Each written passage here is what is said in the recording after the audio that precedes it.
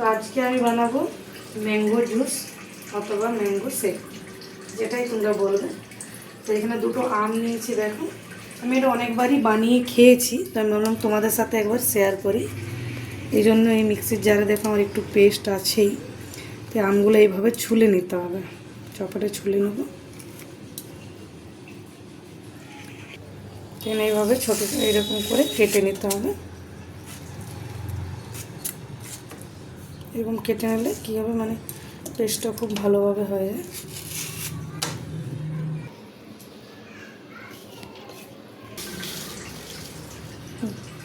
এখানে দিয়ে দিচ্ছি 3-4 চামচের মতন চিনি। আমরা যে যেমন মিষ্টি খাও সেই অনুপাতে মিষ্টিটা আর দিয়ে দিচ্ছি এখানে দুধটা গরম করে ঠান্ডা করে নিয়েছি। খুব ভালোভাবে পেস্ট বানিয়ে নিতে হবে।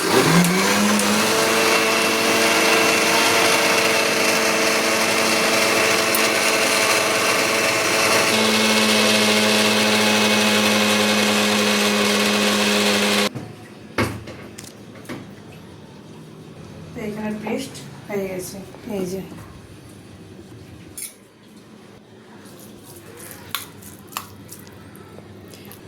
এটা হচ্ছে সাবুদানা, এখানে তোমরা সাবুদানাও ইউজ করতে পারো, এবার চিয়া সিডটা ইউজ করতে পারো।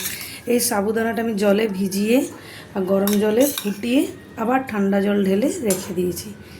এই শরবতটা মানে আমের এই শরবতটা খুবই ভালো। বাড়ি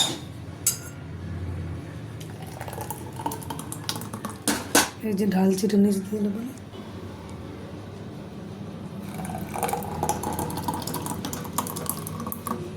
এখানে একটু একটু ঠান্ডা জল দিয়ে দিচ্ছি আমি, এইভাবে মিলিয়ে নিতে হবে।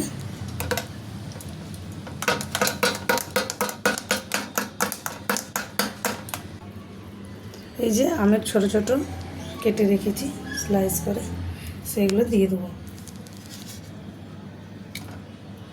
এখানে কিছু ড্রাই ফ্রুট কেটেছি, দিয়ে দিচ্ছি। এখানে দিচ্ছি কাজু, পেস্তা বাদাম আর একটু কিশমিশ। তোমরা চাইলে ড্রাই ফ্রুটটা না দিলেও চলবে, আমরা একটু দিচ্ছি যেহেতু ড্রাই ফ্রুটটা দিলে খেতে আরও খুব টেস্টি লাগে।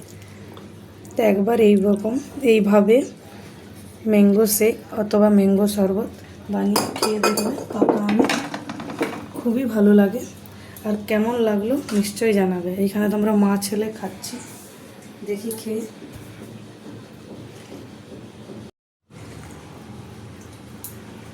দারুণ।